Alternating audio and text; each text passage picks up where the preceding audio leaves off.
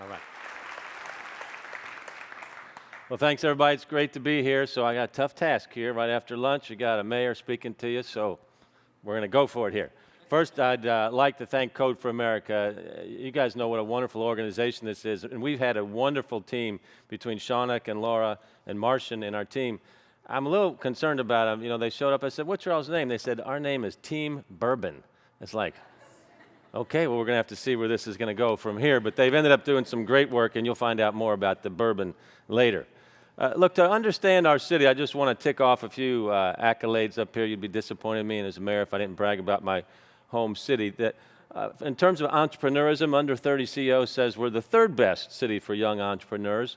Brookings reported that Louisville was the fourth fastest growing regional economy in the country last year.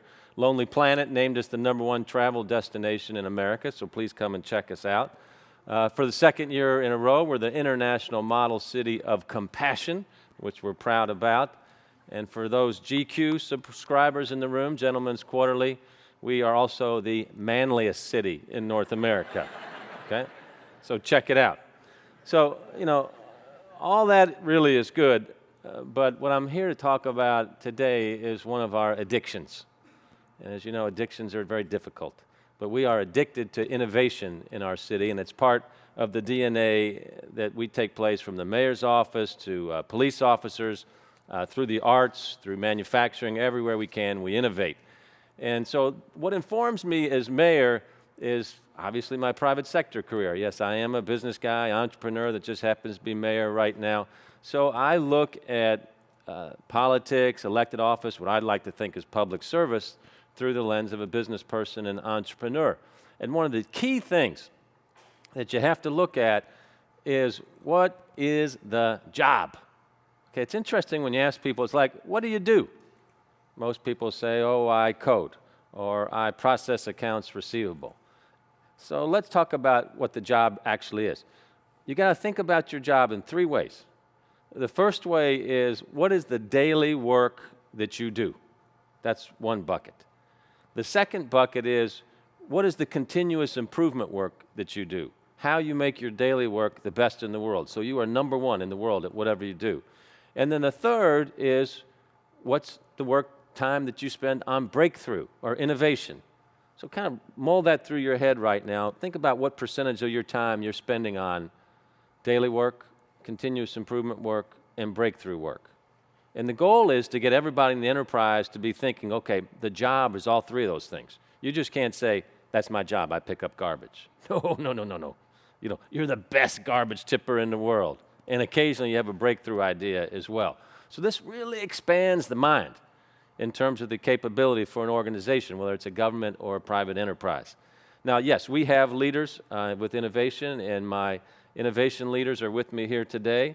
Our CTO is Beth Niblock. She's fantastic. Our chief for the Office of Performance Improvement is Teresa Reno Weber, one of a kind. Chief for Economic Growth and Innovation is Ted Smith. Ted rocks it every day. They all provide important leadership. Then we have innovation delivery teams that have been funded by Bloomberg Philanthropies, and Margaret Handmaker runs that group. And their job certainly isn't just to have breakthrough moments, right? These are leadership positions. So their job is to inspire, empower, facilitate, and institutionalize innovation at every level. And I don't think you can predict invention, but you can put a process in place where innovation is part of the job. Yes, you're going to fail, but you're going to succeed a lot more than you fail, but you have to be intentional about it. And today I'm going to talk a little bit about that system. I'm going to talk about two frameworks for innovation.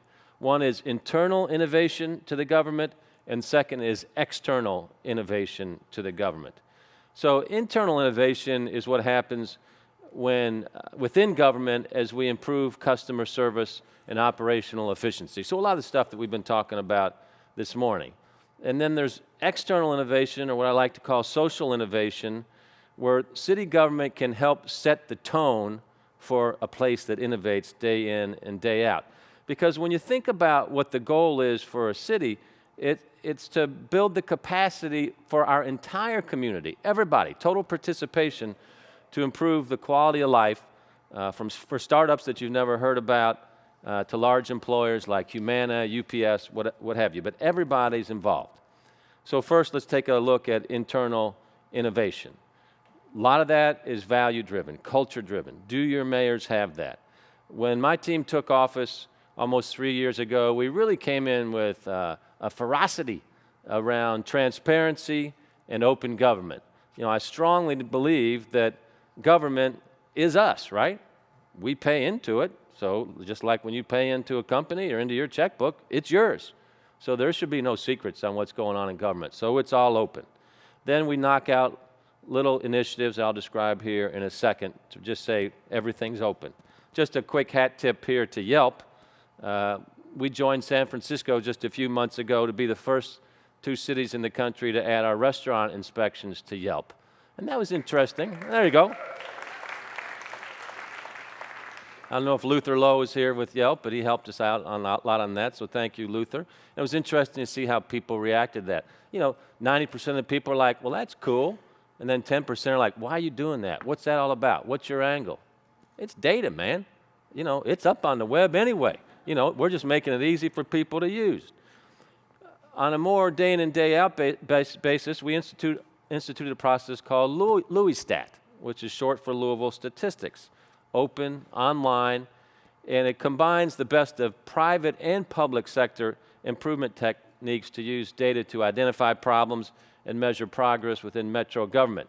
Because I ask each department, your job is at least to be in the top quartile of your competitive peer set across the country, because naturally we say we're not going to be the biggest city government in the country, but we want to be the best.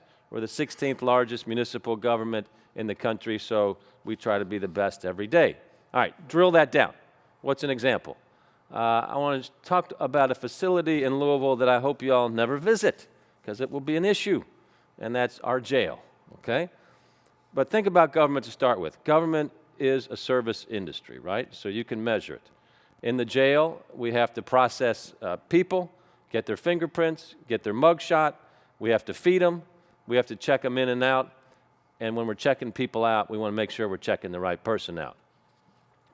Fingerprints. I never knew this stuff before I was mayor. Think about how many fingerprint errors you can make in a month. When we started the LouisStat process, we were making 380 fingerprint errors a month.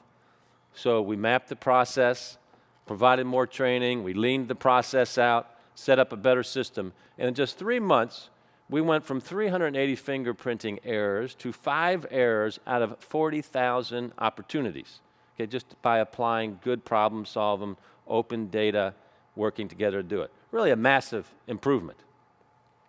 Last year, a couple other things, we received the Center for Digital Government's Best of the Web Award as the best city website in the country, and we finished in first place in the Digital City Survey as well.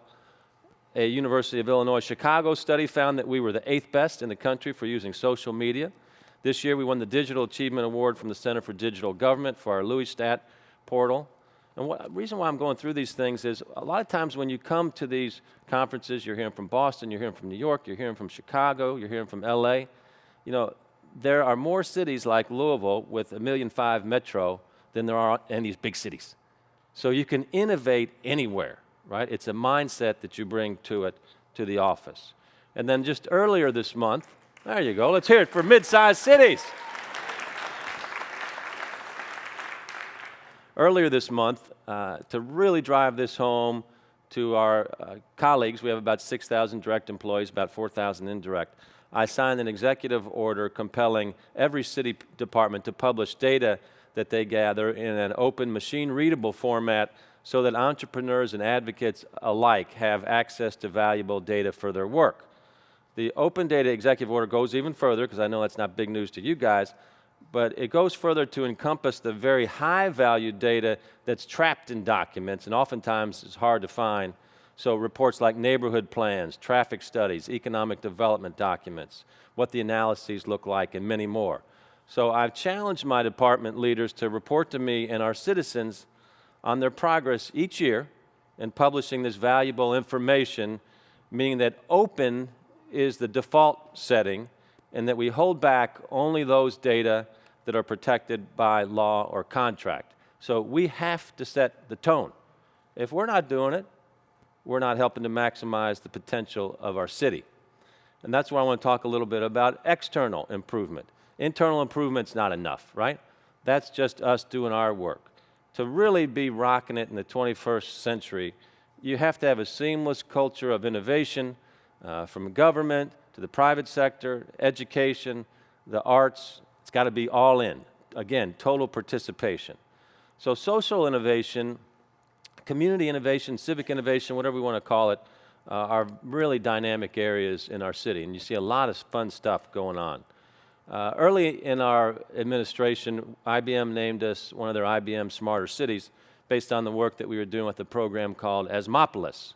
We wanted to analyze how people were suffering from asthma and find a way to help them. So with the Asthmopolis project, we distributed 500 of these special inhalers that you're taking a look at around the city, and there's a GPS device on top of the inhaler. So every time the inhaler is used, they feed data to us, obviously, telling us where they were used, when they were used. And so now as the data comes in, we can take a look at really interesting patterns. Look at data maps, find hot spots, hot times, and literally see the moments and places that we can go about saying, hey, can we improve people's lives here by this data that we have coming in? So we overlay that data to find answers to questions like, where's the trouble coming from? And surprisingly, it wasn't happening right next to the points of pollution. What kind of weather conditions are we having maximum use of the inhalers? How does the inhaler usage correlate to quality alert days, pollen counts, street closings? Did inhaler use go up or down? So then we can model changes with a digital overlay to see how public health could improve. For instance, what if we had more tree canopy? What if traffic was mitigated in some way? So it's really interesting to see, this overlap here of real-time information with other big data that we can put on top of it to just say, hey, here's how we can improve people's lives. And really that's all what people want from government in the end, is just to say, yeah, they're helping. And like a lot of things, government's like air. People just assume it's going to be there. So when you can come up with things that delight people by having some latent need discovered and addressed, we get a kick out of that. Now, to maximize effectiveness, I want to say, ask you, your mayor and your leadership team of your city, they've got to believe this stuff. And if they don't, that's tough. So it's really important that everybody's aligned in terms of transparency, innovation, success, failure, experiment, et cetera. Because a lot of times, as you guys know, when you dig into data, things don't look so good. They're kind of ugly. But we think that's exciting because that means there's a problem-solving opportunity for us to improve lives. So we call this a culture of weakness orientation. I want to know what's not working. All organizations have lots of problems. Strong ones got them out in the open, they're prioritized, they're working on them. Weak ones have them hidden away in a drawer. And boy, when you open that drawer, it is stinky. Okay, so have that weakness orientation, embrace it, and then celebrate success at the same time. And when you think about innovation, it is disruptive. And it often creates a mess. We fail forward, we fail fast, and that's a good thing. So think about the wildfires that came through here in Northern California recently. Just decimated the landside. But then quickly, out of that heartache, sadness, are the green shoots that come up. Happen very fast. It's like entrepreneurism and innovation taking root as well, as you kind of say, okay, that's really bad, but let's liberate the data. Let's liberate creativity, and always exciting stuff happens. Innovation doesn't have to be technology either. You can find it in some surprising places, like bourbon, okay? I guess this is where the team bourbon comes from. I want you all to remember one thing. 95% of the world's bourbon comes from Kentucky. The other 5% is counterfeit. Stay away from it, okay? And bourbon's having a real renaissance moment throughout the world right now, and it's good for business. So this is a different type of innovation. Bourbon tourism, Louisville's internationally acclaimed restaurant scene, our art scene, are really expanding rapidly as people have taken a look at 20th century industries, but have had 21st century innovation on top of those. Simple example. Napa Valley is to wine, as the Bourbon Trail between Louisville and Lexington is to bourbon. What am I talking about? That was just created a couple years ago. Over 500,000 visitors this past year. We're on our way to 1 million. So just a simple way to innovate in an old industry creates a whole new industry, a tourism industry around foodies, around tourism, jobs, and it's just driven by innovation thinking. So yes, facilitated by digital tools, no question about that. But when you think about innovation, I don't want you to think just about fast clock speed industries. They're changing like this. Think about slow clock speed. In slow clock speed industry, government definitely is in that category. Let's think about another area of innovation. In May, I experienced one of the highlights of my time as mayor, and that's when the Dalai Lama came to town. And so you might say, what does the Dalai Lama and Louisville Metro government and innovation have in common? Well, the answer is, I think, is very similar, but for different, but overlapping reasons at the same time, because the Dalai Lama, as government should be to expand human capacity, right? When you think about what is the role of government, the role of government is for people to maximize their human potential. Some people don't need much help, other people need a lot of help. What are we doing as public servants to help people realize their potential? That's a cool mission. That's what the Dalai Lama is about every day. So that means big things and little things, right? It means wasting less time on fingerprint errors in the jail, but it also means reinventing neighborhoods so kids can have a safe place to play, safe place to experience the joy of learning, and it certainly means opening up our hands and our hearts and our minds to help our fellow citizens. Now, this visit by the Dalai Lama was a big deal for our city, and our city's got a great interfaith tradition. We literally had a line of people across the Ohio River, which separates Kentucky from Indiana, waiting to see the Dalai Lama. Mile long, people waiting to come inside and be awakened. And so when we take a look at the validation of the work that we've been doing, both internally and externally with innovation, it's working, one day at a time. One of our core values of the city is compassion, and we bring that to life through service. In April 2012, we set a world record for compassion with an event called the Mayor's Day Give a Week of Service.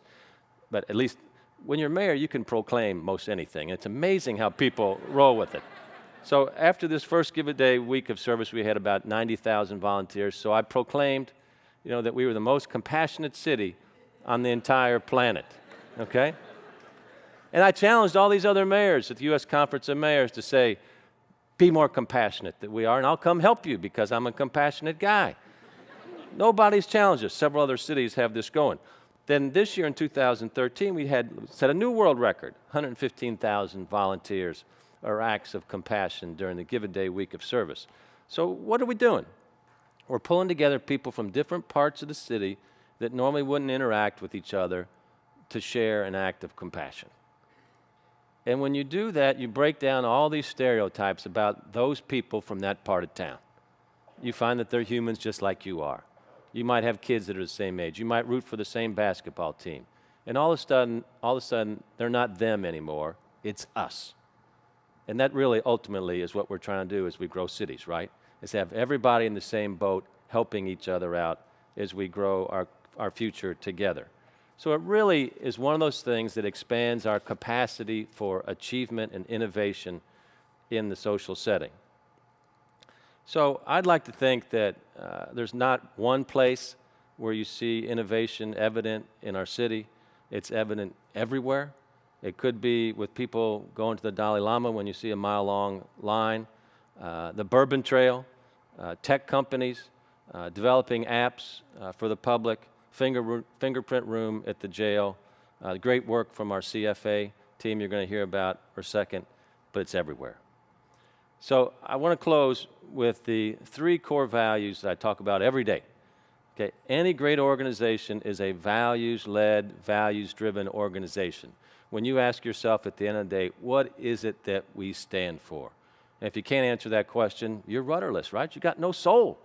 So you got to have values to have soul. So our top 3 values. First one is lifelong learning and innovation. Lifelong learning and innovation. The second is to be an even healthier city. Physical health, mental health, environmental health, spiritual health. And the third is to be an even more compassionate city where we're helping each other. So let's focus just a second on compassion. I would like to think that, service to others certainly is a strong part of compassion, but so is citizenship, right? And this is something that people seem to have forgotten as our country evolves. It's like, well, I just do my work, I'm not helping the bigger picture here. That's wrong. Americans have a responsibility to contribute to the greater good. That is part of the pact. That's part of the bargain when you live in this country. And innovators like you guys, you are great citizens. I want you to think about that as this tremendous citizenship hat that you have on your heads.